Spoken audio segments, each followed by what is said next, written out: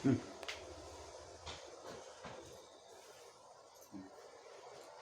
देखिए, इस वीडियो में मैं वर्ब क्रिया के बारे में मैं कुछ बताने वाला हूँ।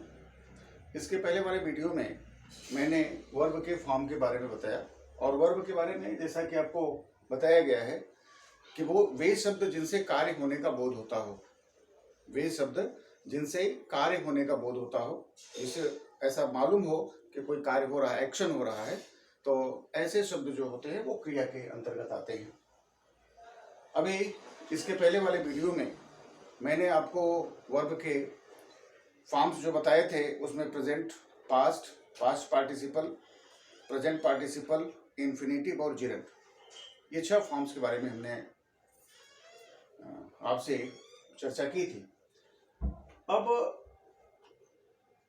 दैनिक जीवन में हम ढेर सारे कार्य करते हैं, लेकिन सामान्य विद्यार्थी को अगर ये पता करना है कि वर्ब है क्या, सेंटेंस में वर्ब क्या है, वो जो कार्य कर रहा है, अगर उसको पता करना हो तो उसके लिए मैं एक छोटी सी बात बताता हूँ, ध्यान दीजिएगा कि हिंदी के वे शब्द जिसके अंत में ना हो, हिंदी के वे शब्द जिसके अंत में ना हो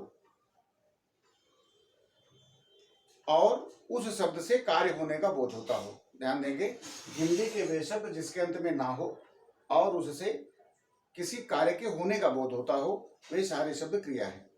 जैसे मैं कुछ एग्जांपल दूं, जैसे चलना, लिखना,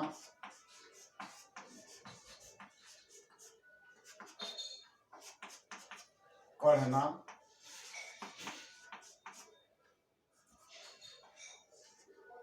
पढ़ना, ढेर सारे, चलना, लिखना, पढ़ना, उठना, बैठना, खाना, पीना, अनेक प्रकार के शब्द हैं। इनसे सभी शब्दों से चलना, चलने का कार्य हो रहा है, लिखना, लिखने का कार्य हो रहा है, पढ़ना, पढ़ने का कार्य हो रहा है। इनसे जानने के बाद हमको ऐसा लगता है कि इनसे कोई न कोई कार्य हो रहा है। और देखेंगे कि ये जो मूल शब्द है इसके अंत में ना, ना, ना, तीनों शब्द के अंत में ना आया है। लेकिन हम अगर अलग से कोई शब्द लिखते हैं, जैसे चना, नाना, ये भी शब्द है, चना और नाना, ये दो भी शब्द हिंदी के ही शब्द हैं और दोनों के अंत में यहाँ पर ना आया हुआ है। तो क्या ये दोनों शब्द भी क्रिया हैं? देखते हैं। चलने से कार्य हो रहा है, लिखने से कार्य हो रहा है, पढ़ने से भी कार्य हो रहा है। तो चलना, लिखना और पढ़ना ये तो क्रिया हुए, लेकिन ये चना, चना क्या है? चना तो एक ग्रेन का नाम है, अनाज है। और नाना क्या है? एक रिलेशन है।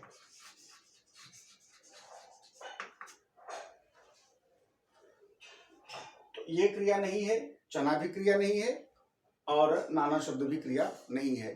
तो ध्यान देंगे, हिंदी के वे शब्द जिसके अंत में ना हो और उससे कार्य होने का बोध होता हो तो वो निश्चित रूप से क्रिया के अंतर्गत आएंगे।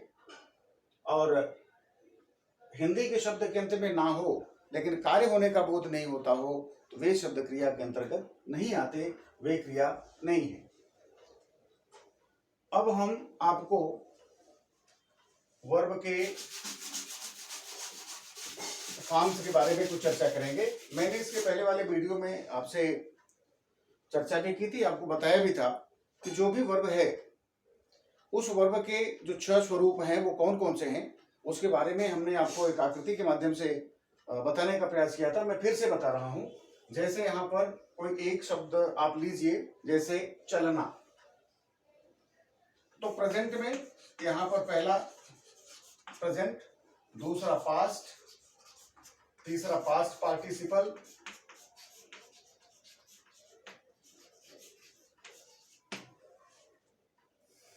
और चौथा है इसमें दोनों जिरंड और प्रेजेंट पार्टिसिपल, प्रेजेंट पार्टिसिपल, और एक अंतिम है जिसको आप कहते हो इन्फिनिटिव।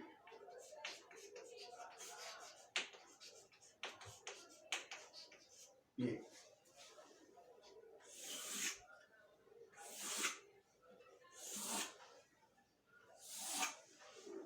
अब हम एक एक क्रिया लेंगे और उस क्रिया के माध्यम से हम उसके फॉर्म को जानने का प्रयास करते हैं। जैसे आपने एक लिया शब्द राइट,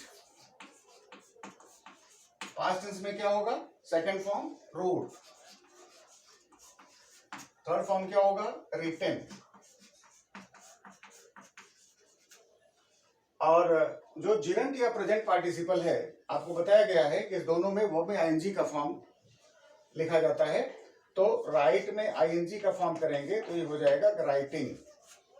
और इन्फिनिटिव अब बताया गया है कि इस वर्ब के फर्स्ट फॉर्म के पहले टू लिखो, वर्ब के फर्स्ट फॉर्म के पहले टू, तो यहां पर क्या हो जाएगा इसका? To right. ये फॉर्म्स हो गए इसके, राइट, रोट, रिटेन, राइटिंग और टू राइट। यहां पर जो जिरंड है वही प्रेजेंट पार्ट साइड पे लिखा हूं, PRE का मतलब प्रेजेंट, PARTI पार्टी पूरा नहीं लिखा है, तो इसका आप समझ लीजिए कि ये प्रेजेंट पार्टिसिपल है। जो प्रेजेंट पार्टिसिपल है वही फॉर्म जिरंड का भी है। दूसरा है रीड,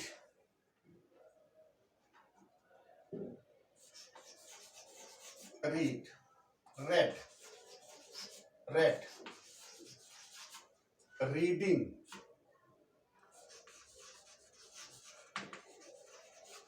और यहां पर क्या हो गया? To read. फिर देखो जैसे रन,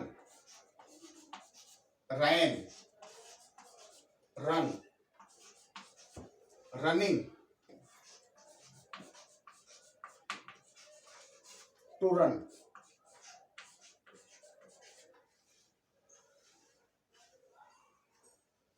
जैसे प्ले, प्लेट, प्लेट, प्लेइंग और टू प्ले।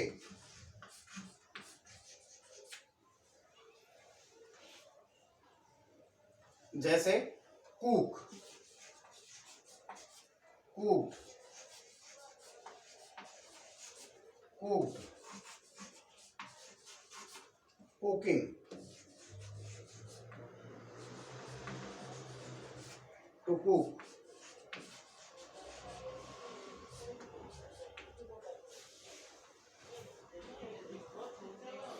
जैसे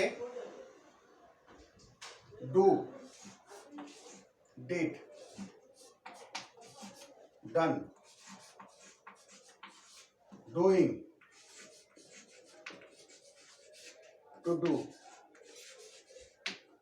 इस तरह से हमने कुछ वर्ब्स लिखे हैं यहाँ पर। रीड जिसका मतलब पढ़ना, इसका फॉर्म क्या हुआ? राइट, राइट जिसका मतलब होता है लिखना, right, wrote, written, writing, to write. दूसरा है रीड, रीड मीन्स पढ़ना, तो रीड, रेड, रेड, रीडिंग और टू रीड। फिर है रन, दौड़ना, run, ran, run, running, to run. Play, played, played, playing, to play. Cook, cook, cook, cooking, to cook. Do, did, done, doing, to do. एक बात ध्यान रखोगे कि verb के जो फॉर्म्स होते हैं, वर्ब के सारे फॉर्म का कोई एक पैटर्न नहीं है। वर्ब के सभी फॉर्म का कोई एक पैटर्न नहीं है।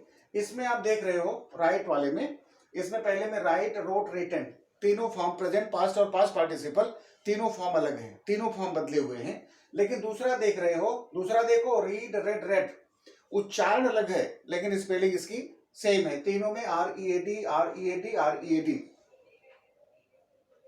शब्द के अंदर स्पेलिंग वही है लेकिन उच्चारण इसका रीड, रेड, रेड। और फिर इसके बाद यहां देखो रन, रैन, रन, यहां पर देख रहे हो, यहां पर तीनों बदला, यहां पर तीनों में स्पेलिंग एक है, उच्चारण बदला, और यहां पर पहला और तीसरा फॉर्म, प्रेजेंट और पास्ट पार्टिसिपल, स्पेलिंग एक है, उच्चारण भी एक है, और बीच का फॉर्म जो है पास्ट का वो चेंज हुआ। सेकेंड फॉर्म चेंज हुआ। तो run, ran, run.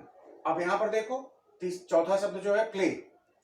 Play means खेलना, play, played, played, playing, to play. यहां पर play first form, second form, third form. तो इसका सेकेंड और थर्ड फॉर्म की स्पेलिंग सेम है। सेकेंड फॉर्म में जो है वही थर्ड फॉर्म में है, तो यहां पर ये परिवर्तन आ गया। फिर यहां पर कुक, कुक्ड, कुक्ड। कुक खाना बनाना, ये सेकेंड फॉर्म, थर्ड फॉर्म। तो यहां देखोगे कि सेकेंड और थर्ड फॉर्म दोनों की स्पेलिंग एक है, उच्चारण भी एक है। अंतिम शब्द जो यहाँ पर लिखा हुआ है डू, डिड, डन। देखो जैसे राइट, रोट, रिटन है, तीनों बदल गया है, उसी तरह से इसमें डू, डिड, डन तीनों के उच्चारण है और स्पेलिंग तीनों की चेंज है, बदली हुई है। तो इस तरह से जितनी भी वर्ब्स आपको रेगुलर वर्ब मिलेंगी, उस रेगुलर वर्ब में ये वर्ब के फॉर्म्स हैं, और सारे फॉर्म में या तो इनके अंदर तीनों का आप चेंज है, प्रेजेंट, पास्ट और पास्ट पार्टिसिपल तीनों बदले हुए हैं। कुछ आपको ऐसे मिलेंगे जिनमें तीनों का उच्चारण, जैसे सट है स्पेलिंग, बंद करना, सट। ये देखो इसमें तो स्पेलिंग एक है लेकिन उच्चारण अलग है। रीड में स्पेलिंग एक है लेकिन उच्चारण अलग है। रीड, रेड, रेड पढ़ते हैं, लेकिन इसमें सट, शट, सट। तीनों में स्पेलिंग भी वही है और उच्चारण भी सेम है, कहीं कोई परिवर्तन नहीं है। तो इस तरह से अब यहां पर शटिंग, टू शट। शट का मतलब होता है बंद करना। तो ये जो है, इसमें आप हिंदी के उन शब्दों की तलाश करिए जिसके अंत में ना हो, वो रूट फॉर्म में आएगा, और उससे कार्य होने का बोध होता हो तो निश्चित रूप से वो क्रिया के अंतर्गत आएगा। और अगर क्रिया के अंतर्गत हिंदी का शब्द आया हुआ है तो निश्चित रूप से अंग्रेजी में भी उसके लिए कोई शब्द होगा, और इंग्लिश के लिए जो भी शब्द होगा वो अपने प्रेजेंट, पास्ट, पास्ट पार्टिसिपल, जिरेंट या प्रेजेंट पार्टिसिपल और इन्फिनेटिव के रूप में आएगा। तो इन्फिनेटिव में क्या करते हैं, फर्स्ट फॉर्म के पहले टू लगाते हैं, और जिरेंट और प्रेजेंट पार्टिसिपल में हम उस वर्ब में आईएनजी का प्रयोग करते हैं। ये थर्ड फॉर्म आप देख रहे हो जिसको पास्ट पार्टिसिपल कहते हैं। अपनी सुविधा के लिए मैंने बताया था, इसको फर्स्ट फॉर्म, इसको सेकेंड फॉर्म और इसको आप थर्ड फॉर्म भी कहते हैं। तो मैं उम्मीद करूंगा कि ये छोटा सा जो वीडियो है आपको वर्ब के बारे में कुछ इससे आपको जानकारी मिली होगी, और कुछ इस तरह से आप हिंदी के शब्दों को फ्रेम करें। फ्रेम करने के बाद उसकी इंग्लिश में क्या मीनिंग है उसको आप ढूंढें, रूट फॉर्म को, और रूट फॉर्म को खोजने के बाद लिखो उसको, और लिखने के बाद तब उसको प्रेजेंट, पास्ट, पास्ट पार्टिसिपल और जिरेंट और प्रेजेंट पार्टिसिपल और इन्फिनेटिव में आप चेंज करें।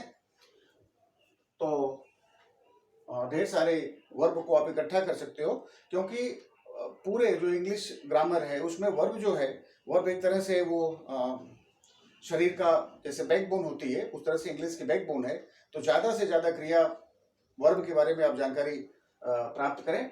और इस वीडियो में मुझे बताने का सिर्फ मकसद यही था कि जो भी वर्ब होगी, जो रेगुलर वर्ब होगी, उसके जो फॉर्म्स होंगे वो first form, second form, third form, ING form और टू फॉर्म में होगा, जिसको आप इन्फिनेटिव कहते हैं। तो इस तरह से हमने 1, 2, 3, 4, 5, 6, 7 वर्ब को लिखा है केवल समझाने के लिए, और मैं उम्मीद करूंगा कि कम से कम 20 वर्ब आप अपने से लिख करके उसको इस पैटर्न पर, इस फॉर्म पर, प्रेजेंट में, पास्ट पार्टिसिपल में, प्रेजेंट पार्टिसिपल या जिरेंट में और इन्फिनेटिव के रूप में आप लिखेंगे, उसको याद करेंगे। बस आज की वीडियो में इतना ही, और अगले वीडियो में हम आपको जो दूसरी बात बताने वाले हैं वो उसमें ऑक्सिलरीज के बारे में, ऑक्सिलरीज और मॉडल के बारे में, मॉडल्स, इन दोनों के बारे में। अभी उसमें टू डू फॉर्म है, टू बी फॉर्म है, टू हैव फॉर्म है इसके अंतर्गत, और सहायक क्रियाओं के साथ में जो अलग से जो मॉडल्स हैं, इन मॉडल्स के बारे में मैं आपको समझाने का प्रयास करूंगा। बस आज का वीडियो बस इतना ही। उम्मीद करता हूँ ये चीज़ें आपको कुछ समझ में आई होंगी।